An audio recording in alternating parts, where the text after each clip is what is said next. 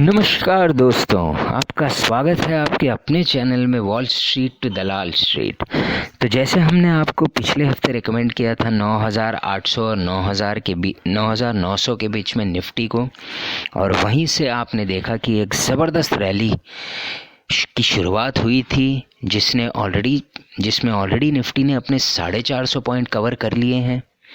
और हमारा जो इनिशियल टारगेट है 10,500 उसी की तरफ निफ्टी काफ़ी तेज़ी से अग्रसर होते हुए पहुंचने की कगार पे है। तो मैं यहाँ आया हूँ मंडे और अगले हफ्ते का व्यू देने आपको इस चैनल पे। मंडे का दिन हमें लगता है एक कंसोलिडेशन का दिन होगा, जहाँ निफ्टी हमें लगता है एक 50 से 100 पॉइंट की गैप डाउन से ही गुल सकता है, क्योंकि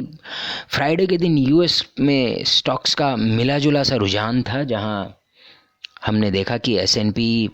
नैस्डैक और डाउ ने कंसोलिडेट करते हुए फ्लैट सी क्लोजिंग दी थी।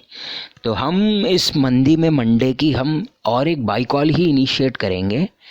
एक अच्छी सी हमें लगता है ये बाइंग अपॉर्चुनिटी होगी इंट्राडे के लिए और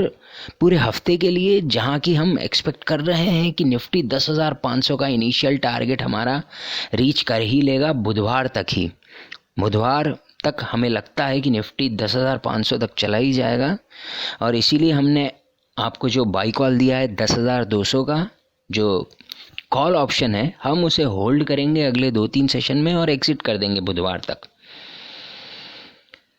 और क्योंकि ये वीकली एक्सपायरी और मंथली एक्सपायरी वाला वीक है, तो हमें लगता है वोलेटिलिटी बहुत ही ज़्यादा रहेगी। तो रिस्की मतलब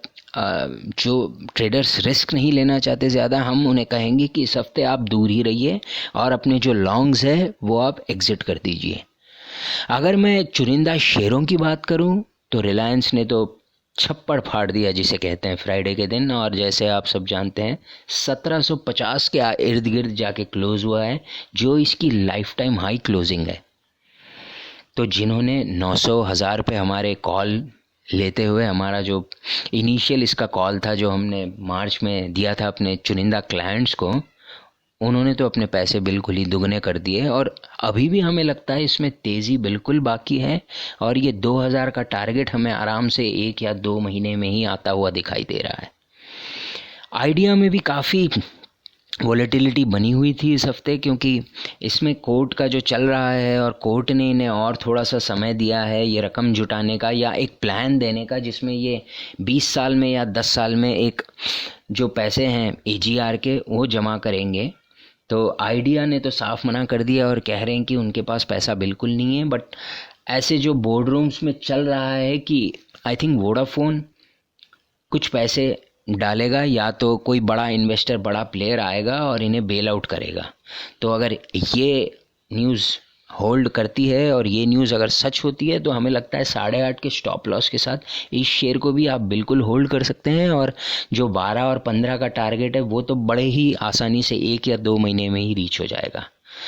और अगले हफ्ते आईटी स्टॉक्स पे भी काफ़ी फोकस रहेगा, क्योंकि जो खबरें यूएस से खबरें निकल के आ रही थी कि डोनाल्ड ट्रंप साहब फिर से H1B वीज़ा पे पाबंदी लगाएंगे, जिसके चलते हमें लगता है कि आईटी स्टॉक्स में बिल्कुल गिरावट दिख सकती है। तो आप मंडे के दिन एक शॉर्ट कॉल ले सकते हैं आईटी स्टॉक्स पे, खासकर इन्फोसिस और टीसीएस पे।